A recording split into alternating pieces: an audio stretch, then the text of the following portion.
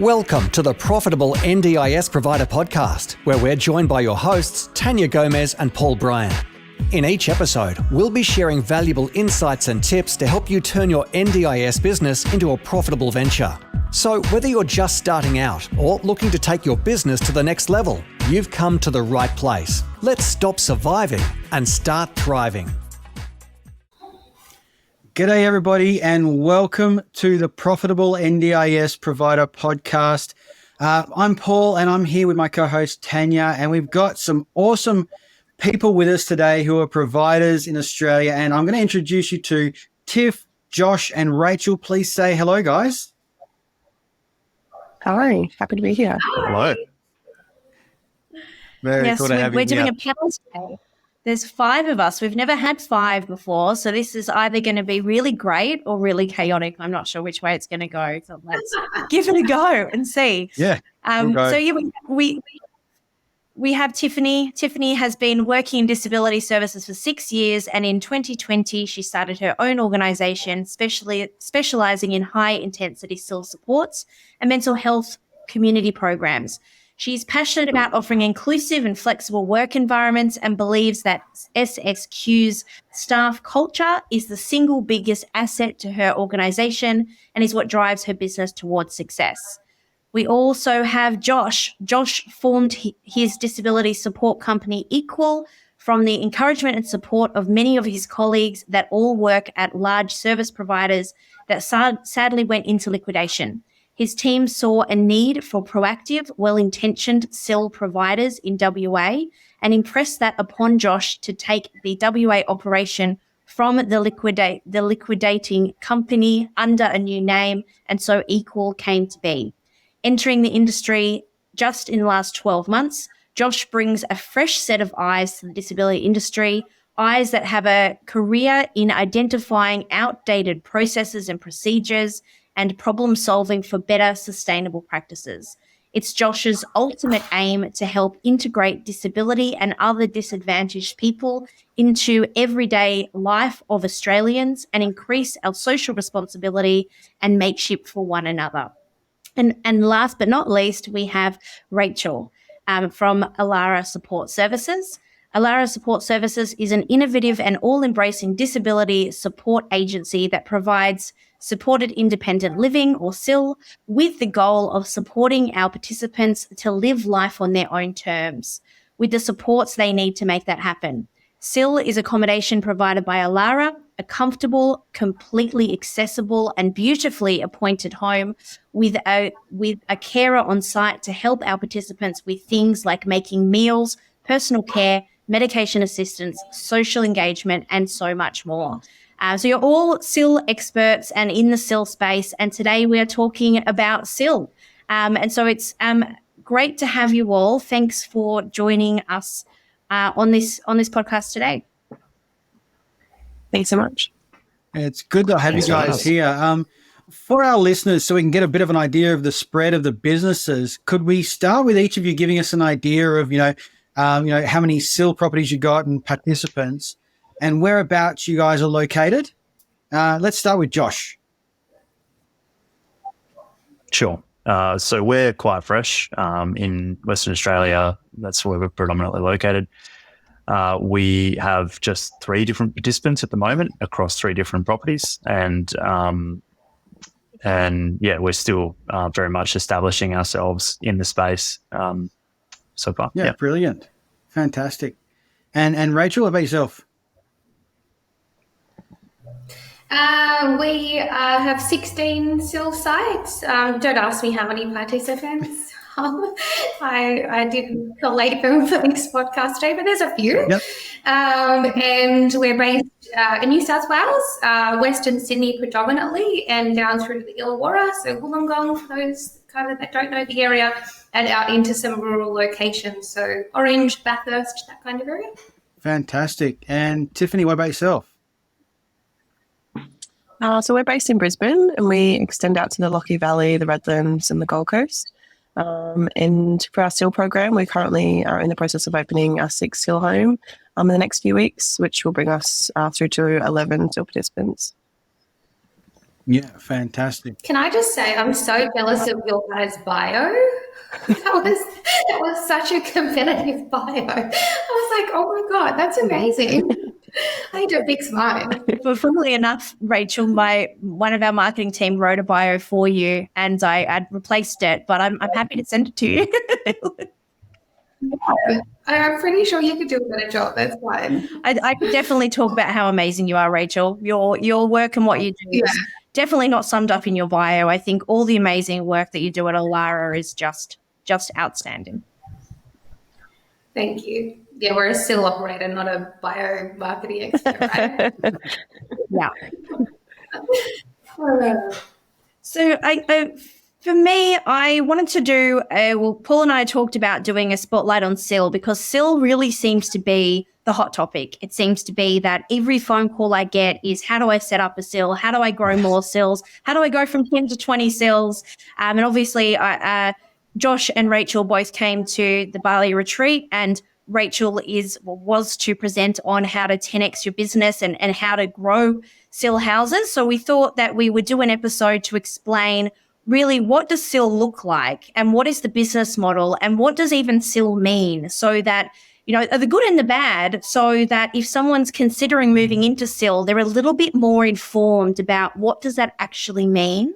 So I guess my first question for all of you is, why did you decide to move into SIL? And what was it about the business model of SIL that you decided upon? Let's just start with why you chose SIL. So I might start with Tiffany because she went last time. Sure. I think my experience in SIL has always been that it's like a rewarding opportunity to have high impact and high influence in the outcome of a person's life. Obviously, you know, we're with them 24/7, we're with them with a lot more time. And most of my work experience with supporting SIL participants has been with people who have limited to no informal supports. And so that has been a great motivator for me to create systems and teams that can give that person the greatest chance of feeling safe and purposeful. In addition to that, probably I believe that I have the skills to be able to make our SIL program profitable. And with those profits, then we're able to expand our reach, obviously. And then we're able to better support the community and to grow our team and to give them the resources that they need to have, you know, a good workplace, but also be, you know, a quality provider. Wonderful. Brilliant. Great. And Rachel, why SIL for you? The reason why I got into SIL, because SIL is the only thing that I know. I've run and operated SIL homes my entire career, starting off as a support worker, going into middle management, senior management, executive leadership roles, always in the SIL space. So it just was the natural progression for me in terms of why SIL. I love whole of life care. I can't just, I couldn't just go in and just, do, short, sharp shifts. And that wasn't the business that I thought that I could grow and develop. There was a unique market for people with really complex needs that people weren't servicing or servicing really well. Dual diagnosis with like a psychosocial illness, that was a gap. Not many people were doing end-of-life care. And I think that's a really beautiful support model as well, and making it safe in the out-of-home care space for families as well. Yeah. I've definitely went into that. And I think I'll just echo whatever Tiffany said. Yeah, cool. And this is a bit of a trick question for Josh, because Josh didn't really choose SIL. It was like SIL chose him, right? Yes. Yeah, I think for me, look, I definitely inherited all of my efforts within this space, but the way that I describe SIL, and when someone asks me what I do or what Equal does, is that we contribute to a participant's safe home environment. We provide them with a secure family environment so that they can kind of get out of that survival mode and into that more thriving sort of, mode, because a lot of people that are living with disability are living day to day. And as Rachel has said, there is an underrepresentation of service providers that are catering towards those higher intensity needs, disability disabilities and disabled participants. So, and often with multiple different diagnoses. So, by sort of catering to that, I feel like we can really give some long-term positive outcomes for those participants. And really, I think there's a lot of people in SIL and in the disability space that are looking for this sort of short-term outcomes. In reality, we need to be thinking a lot more progressively long-term. So what does 5-year plan look like? What does a 10-year plan look like for a care plan for a participant? And something that was taught to me very early on was trying not to measure success in these larger, grandiose sort of outcomes that we would normally sort of perceive from, my corporate days. Just the tiniest little behavior changes is such a monumental shift and such a positive thing. And so when I discovered that and I fell in love with that, SIL was really the only option for me, because I feel like that's where, we can make the biggest difference, as Tiffany had said as well. That is absolutely where you can make such a strong difference to participant outcome. And so before we go any further, what is SIL? I know what SIL is, but if someone is considering it for the first time, how would you explain what the supports are that you provide as a SIL provider? Anyone want to go first? Sure. I think, because I'm also a layman that's come into this, right? Very, very, very fresh to the industry. I think SIL is where we provide supported independent living. So, we're providing a secure home environment and helping to increase the capacity for the individual through collaboration or collaborative efforts with other therapies that are coming in, and ourselves as well, and our own initiatives, to be able to increase the capacity of that participant within the scope of or the limitations of whatever disability or diagnosis that they have. And the ultimate goal of that is to hopefully lower their need for care, so that they can properly and as much as possible integrate into their community. Wonderful. Anyone? But it's accommodation. I wanted to pick up on accommodation, because when people call me and say, I had someone today, a church, who called me today and says, I want to be a SIL provider. And I was like, okay, why do you want to be a SIL provider? And they say, well, we want to do accommodation. And they don't really know what that means. So when they say accommodation, are you renting a house and putting a participant in it? Are you going and putting them in a hotel? Are you, finding them, is it respite? What exactly? Yeah, is it Airbnb? Is it, within a specialist disability accommodation premises? Is it all those things? Is it none of those things? Is it a mix of those models? Rachel, you want to have a go at that one? I would have just hung up on that person. That sounds incredibly draining. Problematic, man. Also, I should probably ask, can we curse on this podcast? You can. Or no cursing? It's fine. Okay, all right, cool. Because that tends to slip out. I just wanted to say, I fucking love Josh's fresh perspective. How cool is it that to have somebody come in and have a fresh set of eyes and talk about it so not differently, but just with innovatively, and make it sound a little bit sexier than normal, right? No? I come from my branding days. They come from marketing. So what was the question, Tanya? So explain to a brand new person what does accommodation mean as far as SIL? What are you actually providing, and how does that work? So how I explain SIL is exactly in the acronym. It's supporting someone to live independently across a 24/7 setting, where they'll have somebody there to give them all of the necessary supports to live independently, whatever that is to that person. Yeah. Accommodation is just the brick and mortar. Yeah. And so in your model, Rachel, do you rent a house and then you're providing the rent? So you're their landlord, they're your tenant, as well as providing supports?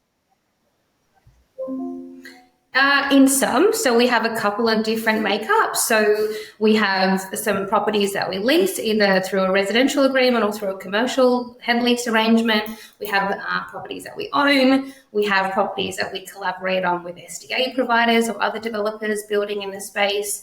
So it would depend on how we're operating that home to whether we're the direct landlord or whether the SDA provider is claiming a portion of that person's funding, thereby becoming the landlord. Yeah, great. And Tiff or Josh, did you have any different models to that you think are worth noting? We have a few SIL properties that are owned by the participants and we just operate inside of their own homes. Or I've had experiences before where participants have come together and bought properties together and we've just operated inside of that environment. I think it's... I love that too. Yeah, I think... That's brilliant. I think it's just... Co-op arrangement, right? Yeah. Cool. Yeah, I think the benefit can be empowering people to make their own decisions and not wanting to have too much control over somebody's life. So we're very much just, when people come to us and say, what can you give us? It's, what do you want?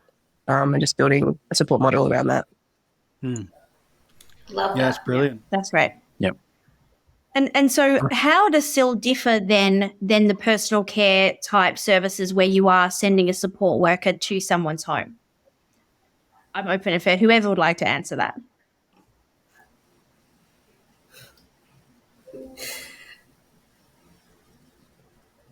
I think I'll go ahead. I think that there is a little bit of greyness there, and but for SIL and how it differentiates between I guess other sort of care models is that SIL is typically 24/7 care, whereas other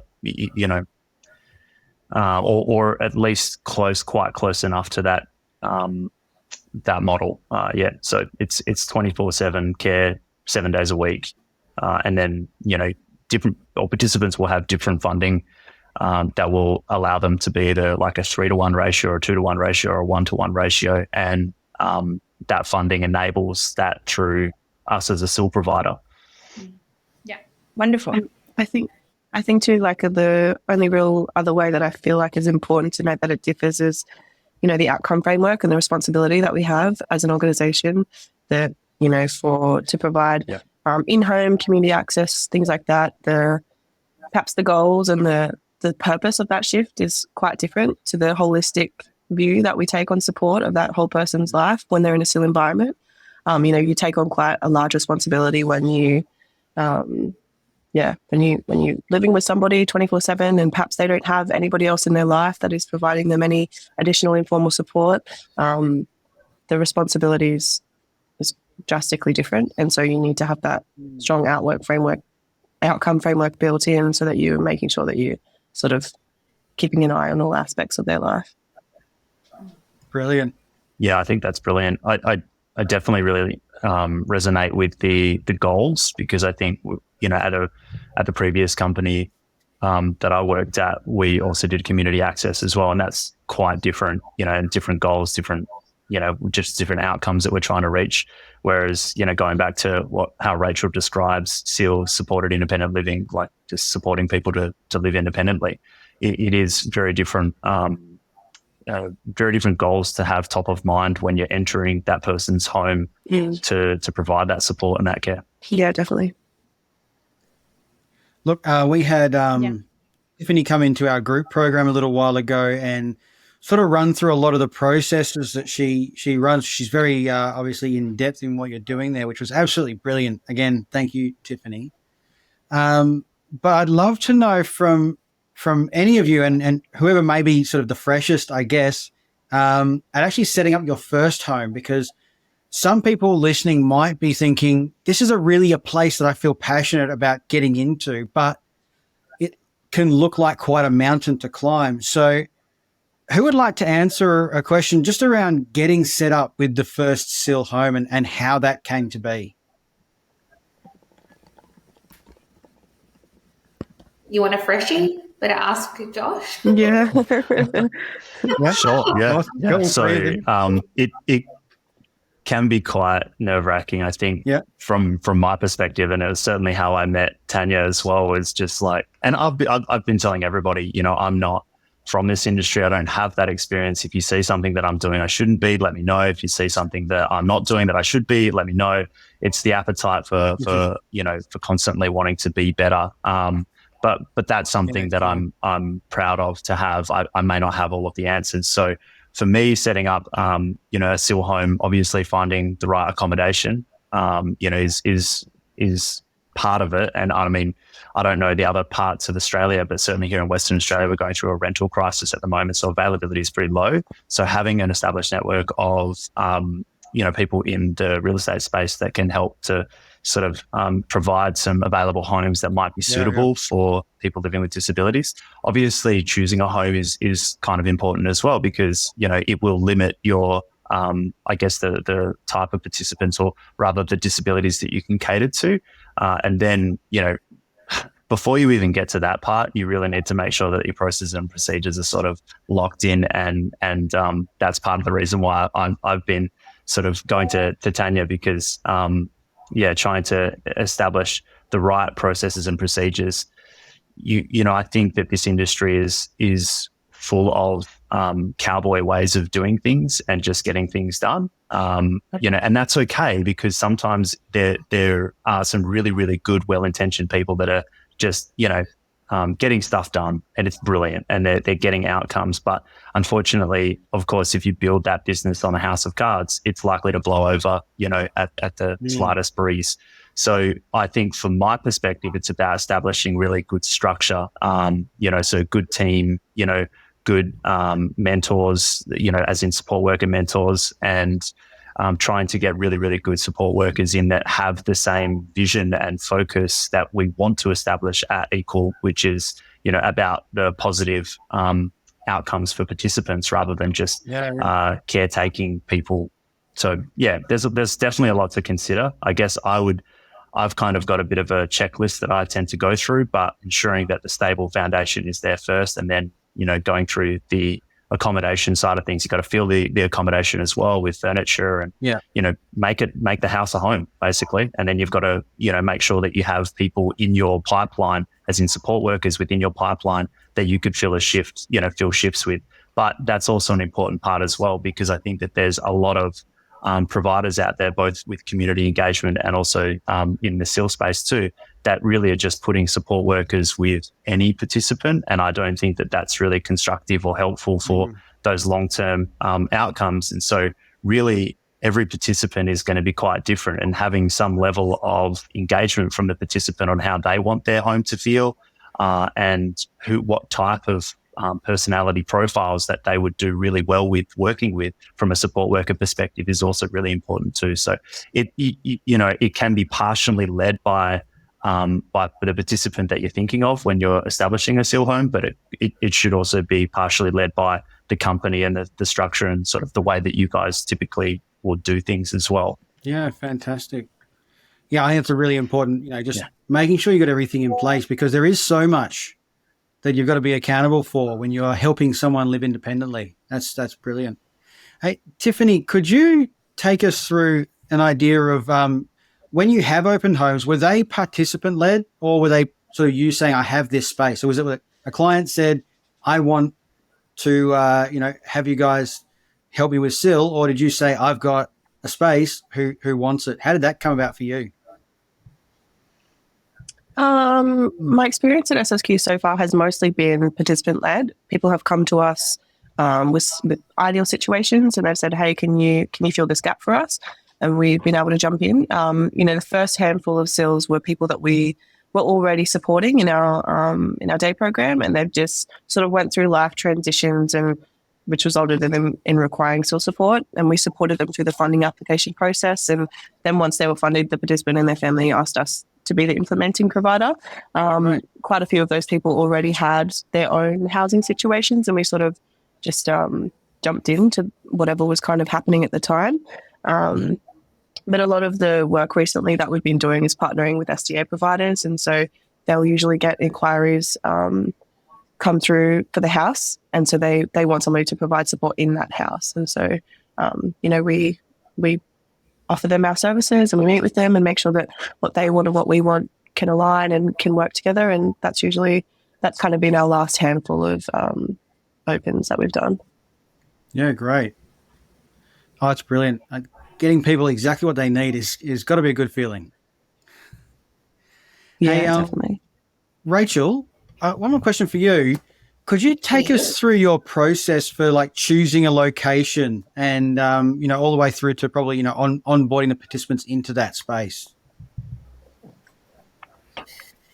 I suppose we do a bit of gap analysis. So we work with like Summer Foundation do a really good gap analysis for, on different service areas. We look at where we can add the most value. So what's close to where we currently live, the networks that we currently have, where our participants want to live, where there's gaps, like where there's currently no SIL settings. Like we've had to transition people from rural areas because there's no accommodation or SIL there. So they're having to move to, out of their area, which they've got local connections with and family and all that kind of stuff. So we've built into an area.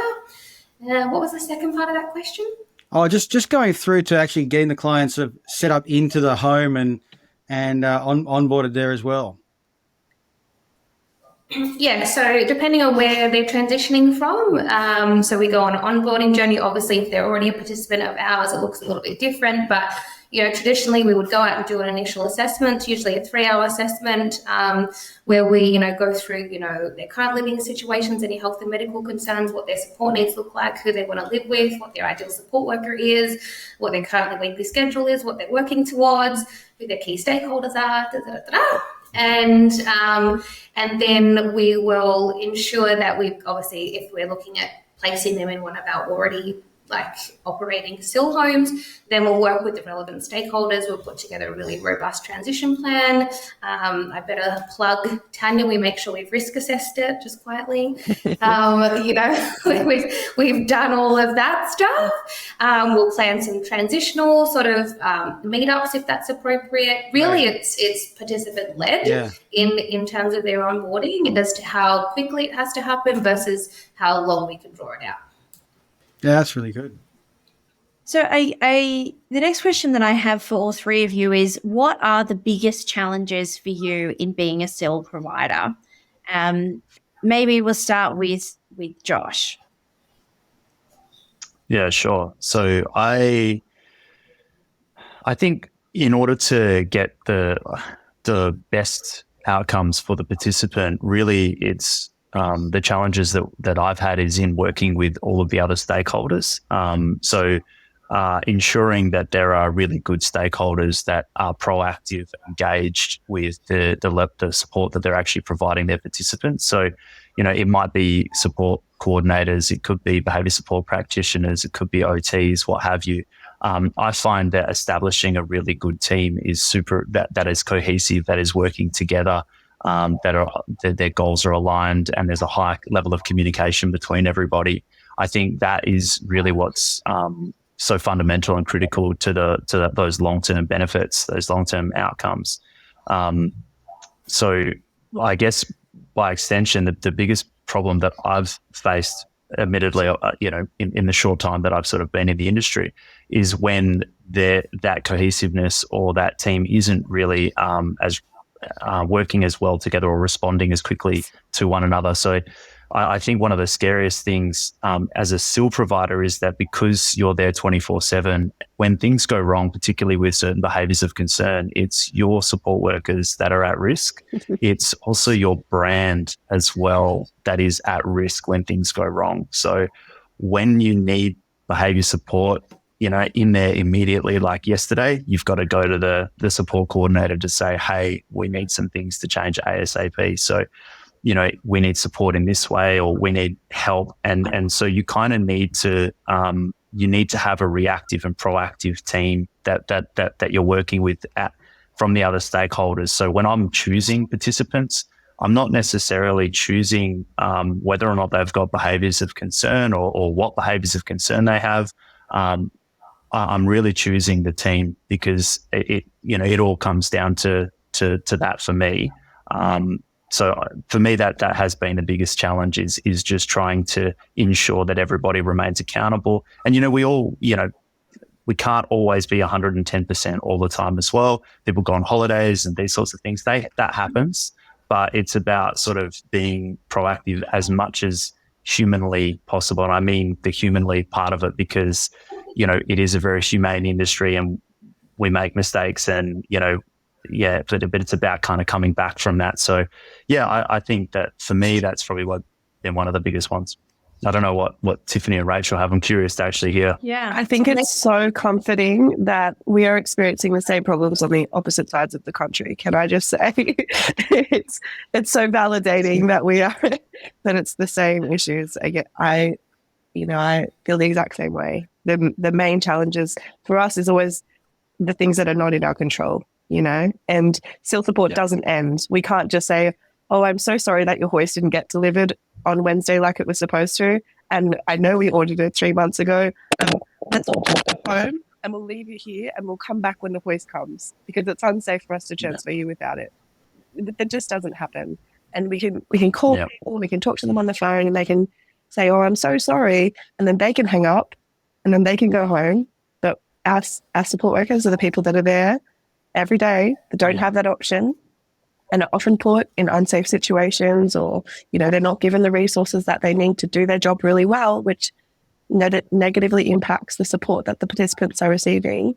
And so it's just absolutely so crucial to build a really strong network of, clinical support, allied health support, and, a wide range of community network that are at your fingertips and within your reach so that you can pull upon those people when you need them, because the impact of not having those things is just not something that I'm prepared to sit with. And I think to add to that, I think that when it negatively impacts the participant, then that impacts your brand, your reputation, Absolutely. which then impacts your ability to service new participants in the future. Absolutely. And those things could largely be out of your control, but it still falls on the SIL provider's shoulders. And that's the thing that keeps me up at night.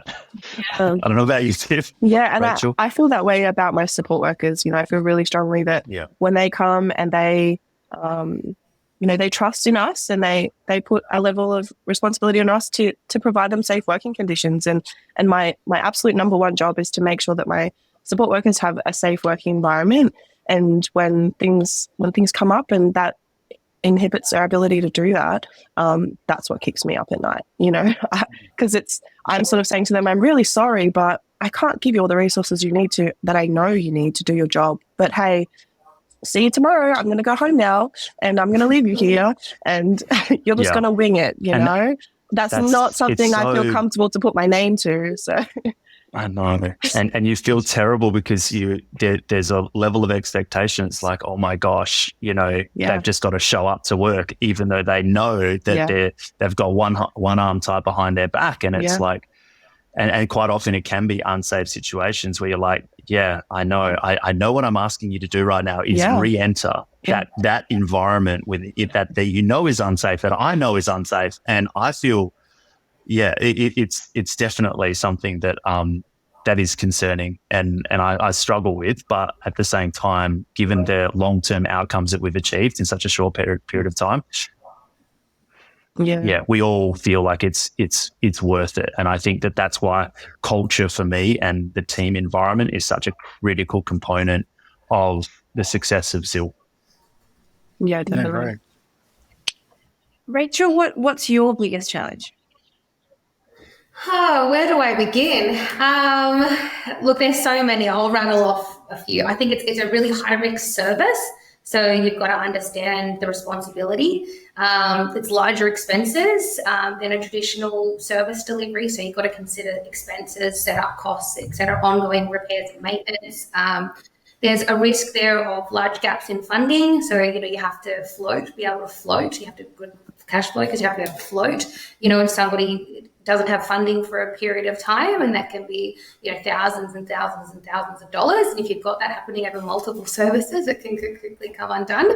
Obviously, rostering, we're paying against the SHADS award. So the SHADS breaches that we face, compliance, painstaking, but we love it. Incident management, reportable incidents like restrictive practices, all of that stuff.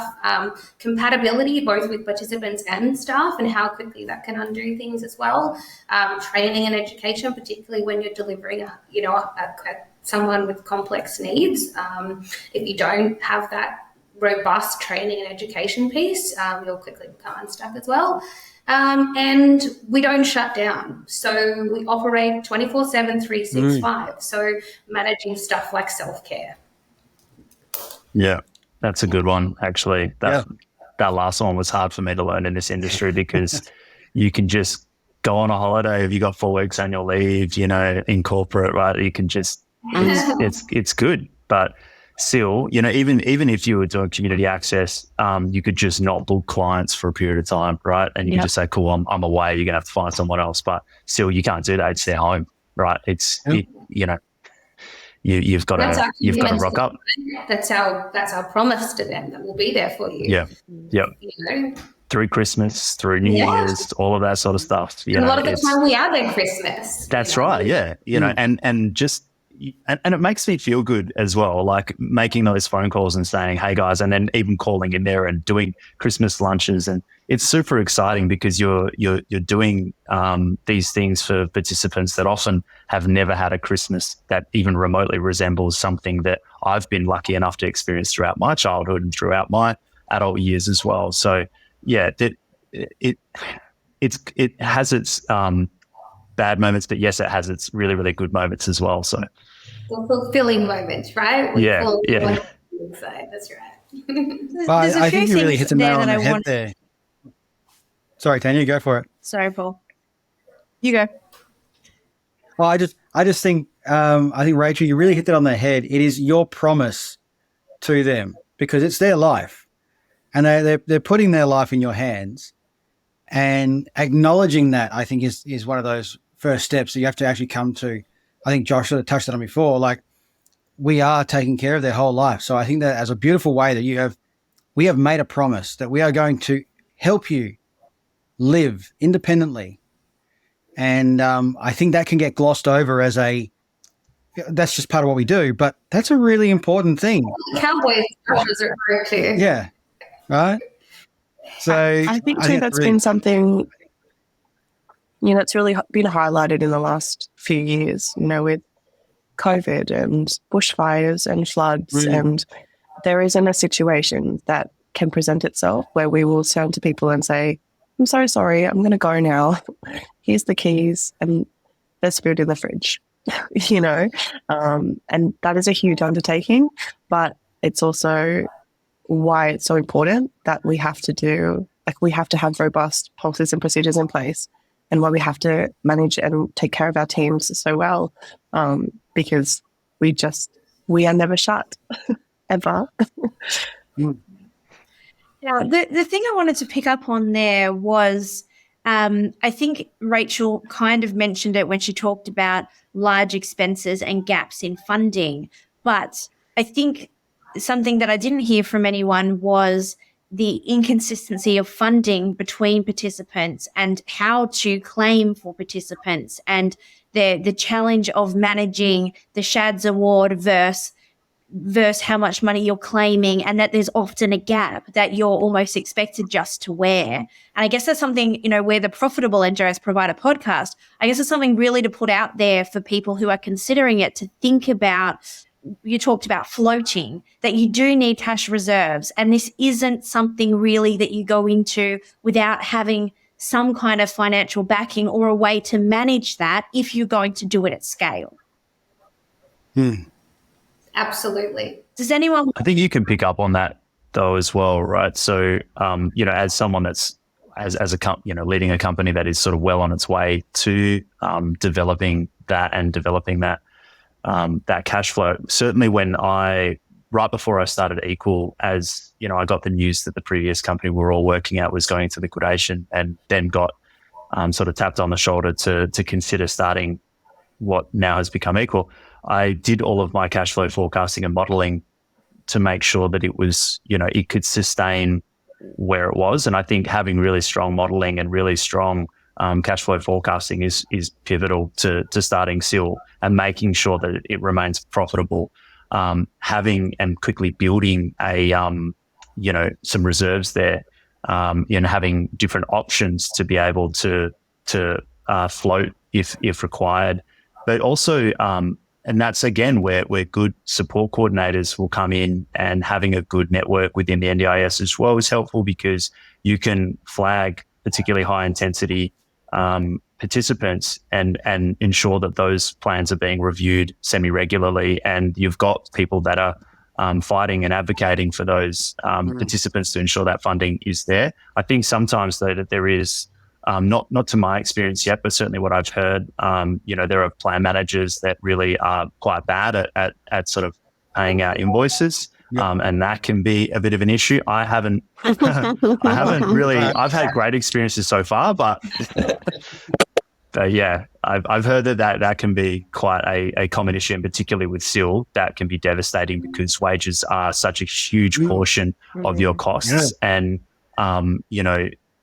if you're not receiving that sort of funding, it can put you out of business super quickly.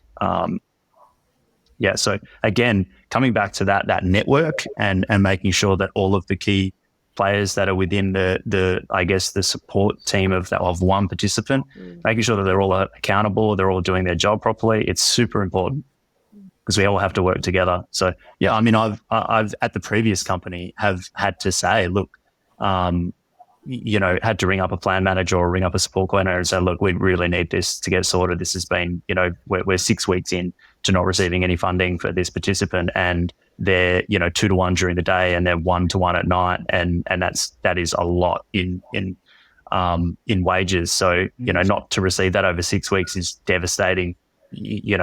That's, I think it was near on $100,000 or something like that. Yeah. I remember one of a workplace that I worked at, it was back when they were sort of changing the funding types, and the plan reviews happened, but then they never made new service bookings, and it was 6 weeks with 2 houses that all had 3 participants in them, and there was quite a varying level of support there. Some participants 2-to-1 support, active overnights. There was close to $500,000 in money that we didn't have, and we were just for, I think it was like 8 weeks or something like that, and we were paying those people weekly. It was it's astronomical, the liability that you can face in those situations. So I think going into those, you just have to have your eyes wide open. And the other thing I think you've all touched on, but I want to make a point of, is the sheer number of staff. So Rachel, as an example, spoke of 17 SIL homes, but I know you have hundreds of staff in those 17 homes. So it's the scale of the complexity for SIL is what kind of staggers me when a brand new person is talking to me about it, is they don't understand that, I've had clients and people that I've audited who might only have 50 participants, but that can be 1,000 staff that they then have to manage. So it's all of that people management side of things. And I think Tiffany spoke about, and Josh talked about culture. And I know this is something that Rachel's really good at and really passionate about, but is there anything that you wanted to specifically mention about the element of staffing and how different this is in SIL than other areas of NDIS delivery? Was that at me? Yeah, Rachel, you could go. Sure. Cool. I just wanted to add to that financial modelling too, is that I think that people see, budgets of $250,000 plus, and it's like a shiny little toy that they all see and they go, oh, this must be amazing and profitable. But what they don't actually realise is probably in the realm of all the NDIS supports have the tightest margin just due to the considerable overheads that come with running and operating a SIL. Yeah, and then when you go, to add to that even further, when you go high intensity, there's a lot of other concerns and, things you need to pay for because of potential behaviours of concern, things that go wrong, and, just trying to, build that staff culture as well, because it becomes even more important because you're almost, you have this camaraderie of fighting on the trenches together, on the front line sort of thing. And that's that costs money too, those team building exercises and Yeah, and and all I of those things. guarantee you the reason why the NDIS are funding a high intensity support is because it costs a lot of money to have a skilled support worker that can do that high intensity support. That's why they fund additionally, because you have to train and educate them to deliver it, right? Otherwise, if something goes wrong, you're in insurance. Well, you're in big shit, So just don't do it.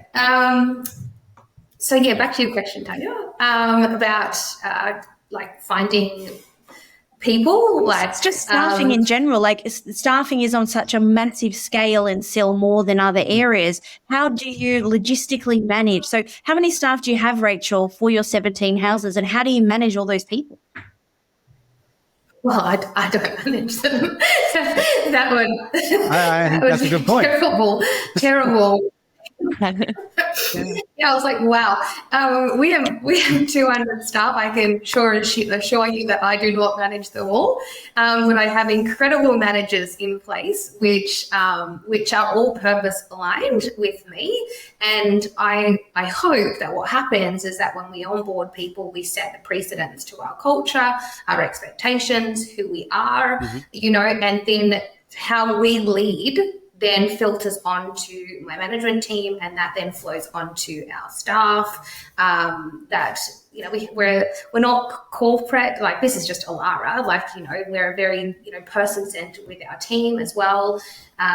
So we find lots of ways to connect. So, we have regular team meetings and engagement. We have, events that we all attend just for fun, for anybody that wants to come along. And then obviously there's those things like buy-in, loyalty and retention. There's, training and education, all the stuff that, again, is our promise to a staff member when they come on board with us, that we will care for them, we'll give them the tools, resources, and information that they need to do what we're asking them to do.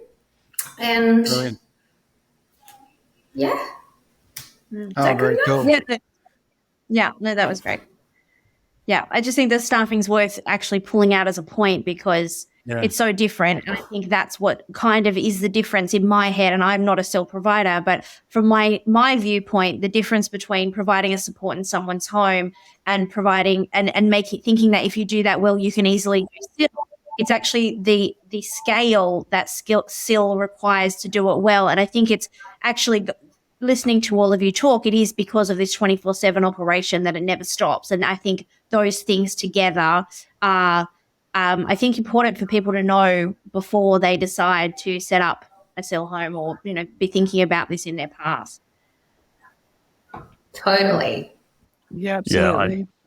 I think that, having entered this industry recently, this particular service industry recently as well, I think that the staff culture and the staff is literally 100% of what we do. I would never have dreamed or thought about starting Equal unless what happened did happen, which was the staff thought, we're doing such great things and we've made such great progress with the participants that we've got. We don't want to lose that, and we don't want them to go backwards with either other providers or more likely going to an institution. It was that staff. Really, all my job is just to enable wonderful, amazing, very talented, caring individuals to do such great work. That's my job. That's what I roll within Equal. And as a result, I've Equal doesn't have a hierarchy. We all have a share of voice that is absolutely equal to one another, because we all have to work together, and all of those individual and unique skills and experience that we bring to the table have very much a valid voice at that table as well. I think that culture is really critical. I've been incredibly intentional with it. I think that HR and having good HR practices is as important as compliance for NDIS. It is everything. If you want to scale, and part of the reason why I'm trying to align all of these processes and procedures even before I consider scaling at all is because when you do scale, scaling any kind of business, your service delivery can be compromised, because you're now spread a lot more thinly, and any sort of administration that you've got going on is starting to, well, I guess when you start to scale, there's a spotlight that comes on any problems that you've got, and it makes them a whole lot bigger because now they're at scale. Yeah. So my whole goal within these last 5 months that Equal has been alive is just to really establish those very, very concrete structures, and HR is absolutely a pivotal part of that. Brilliant. Yeah, very key area. That staffing side of things obviously is a massive area for so many providers doing different services all across Australia. But when you have to go at volume in a SIL, it is just that much more critical, right? Fantastic. Thank you for that. Hey, look, I'd just love to get, you're all at a bit of a different space in your SIL journey at the moment. Could I get your top 1 or 2 pieces of advice for a new SIL provider or someone that's looking to go like maybe just to their next thing? What would be those 1 or 2 pieces of advice you would give them? Preferably not, don't start, it's really stressful, but the thing is going to help someone get to where they want to go. So let's start with Tiffany. What would you say is your top 1 or 2 pieces of advice? I think my first piece of advice would be to ensure that you have a really comprehensive outcome framework. I know I harp on about it a lot, but it will allow you to create purpose to your support, and it will allow your team to be accountable. Having structure to support is what will set you apart from the rest, and it's what will have lasting impacts to the people that you are supporting. I guess the second thing perhaps would be to create really clear boundaries as an organisation, including a clear understanding of your risk tolerance. There is large liabilities associated with providing SIL support, and having a clear understanding of what you will and won't tolerate is absolutely crucial to the success or the failure of your organisation. Love that, Tiff. That's so good. Yeah. You know, there are some aspects of support that are just high risk, can really push the boundaries, can raise a few eyebrows, and there's absolutely a place for those types of supports in the industry, and I feel really strongly about that. And it just not, that place just might not be within your org, and that's okay. But knowing that and being clear and articulate about that from the get-go is really important. Being clear and articulate about it to the support workers that are onboarding, they might not, their values and their risk tolerance might not be aligned with yours, as well as also with the families, and just, managing those expectations. I think that's really important. Yeah, brilliant. Well, that was really good. Rachel, what's those 1 or 2 top things? All right. Understand your requirements and how to run and operate a SIL, and know where the bar is in the sector, because you need to meet it. Quite frankly, that's just how it is. If you wouldn't live there, then your participant shouldn't live there. Yeah, great. That's number 2. Ensure you've completed the financial modelling. And number 4, I'm going to have one more. If you don't know, find a coach or mentor who does know, and let them support you through the journey. Absolutely. Yeah, brilliant. Yeah, definitely. Fantastic. Josh. Yeah, I think pretty fresh for you. What's your top tips? I think network for me is really critical. So, as Rachel sort of touched on, and I think even to sort of touched on as well, really with the risk appetite, I work with good insurance brokers that can sort of help with that to illustrate, where is our risk, and, where are we sort of exposed? But then obviously you need to work within the industry as well, and having not come from the industry, obviously, I need to upskill, and I needed to upskill quite quickly on all of the areas of exposure. And so having that good network really did help me to get the knowledge that I needed and fill in the gaps. And I don't think, I think that's part of the reason why I harp on about sort of culture, is whether you've got them employed within your team or whether you're that part of your network, but ensuring that you've got people that represent so many different skills and experience that can help fill the gaps of your own knowledge. So network for me is probably number 1. Starting any business, I think network is really critical to help establish those good business practices. I guess the second one might be more of a self-care thing as well. I learned that the hard way, and sort of just kept going until there was nothing left to give. And then, really, I think this is such an important thing when it comes to this industry, as I've been told several times that it is rife with burnout for every different level. And I think it's partly because you keep trying to push for outcomes, and you want to see that positive. You feel a sense of responsibility to do it, because if not you, then who? And I think it's really important to measure how full your cup is or how empty it is, and constantly be kind of prioritizing not just your own cup, but the cup of the business and the brand as well, and the cup of the people that you have that are within your team too. Because if that gets depleted, that is a fire within somebody that may never get reignited again if it gets snuffed out completely. And so being very protective of that flame and that inner fire is really critical. And so that means that, being very careful, as Tiffany's touched on, with the risk appetite of what type of participants you take on, so it doesn't actually compromise the business and doesn't compromise the continuity of that business and continuity and it's not just a business, it's also a home for many participants. It's also a home for many people that pay for their mortgages, right? And having that level of responsibility and that I guess, really hard, honest look about where the business sits in that vulnerability, where you sit as a leader, and then where your staff sit as well from that self-care perspective. That's really important. Yeah, brilliant. Thanks, everyone. I think I've learned so much from you guys today. I think it's amazing to have the three of you with your different viewpoints, share them with us. And I've made some notes about my summary. I'll see if I've missed anything. But for me, the takeaways today, these are like your nuggets, Rachel, that you do in your podcast.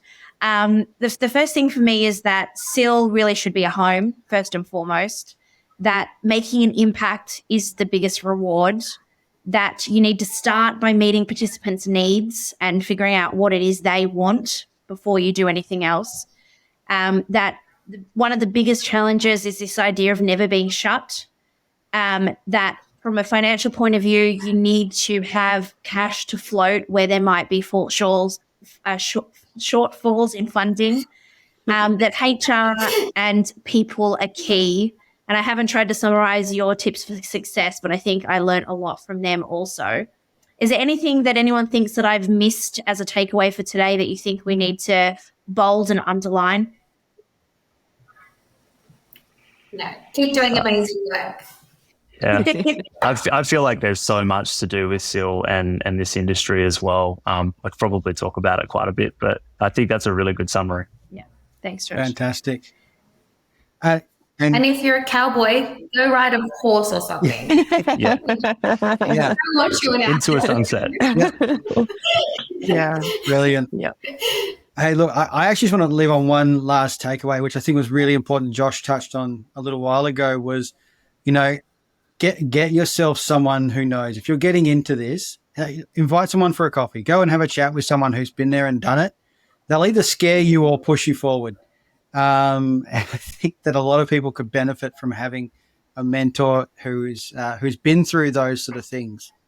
Be great for them. So on that point, I might just give a few plugs then. So I might give a plug to Rachel, who does have an amazing mentoring program that I'm sure would love to talk to SIL providers about. And Only if you could. Pardon? I didn't miss that. Only if you could. Only if you could. It's an extensive screening process. Yeah. Yeah, exactly. And I'll give a plug to Josh, who also has a number of things in the pipeline. So if you're a SIL provider in WA, you might want to have a coffee with Josh and find out about all of the amazing things that EQWell are doing. Josh and I are doing a one-day event coming up that I'm just going to put out there on the podcast. So now we have to do it, Josh. And Tiff, I'll give you a plug as well. Do you want to tell us something about your organization that you'd like to plug, because I've plugged everybody else? Look, I guess I would echo everybody else that I feel really strongly that it's the people that need SIL deserves providers that know what they're doing. And so I'm always, networking with other people and mentoring them and giving them advice on how we can make each other better, because it's only ever for the benefit of the workforce and our clientele. 100%. Yeah, and I'll back that up. Yep. Tiff has done some amazing work with even some of the crew in our group, and help them get the ball rolling, help them to understand what's next, and help them put those systems in place to make sure that they don't end up on the wrong side of the prison bars when it comes to the NDIS squad. So, no, that's brilliant. Hey, thank you so much for joining us, everyone. And to all our listeners, this is the end of season 2. So, guys, I'd love you just all give a wave and a shout out. Say, see you later, because we're off now. Awesome, brilliant. And guys, Thanks so much. Thanks for having us. end of season 2. Please join us for season 3, which is kicking off in a couple of weeks. Thanks so much. See you later.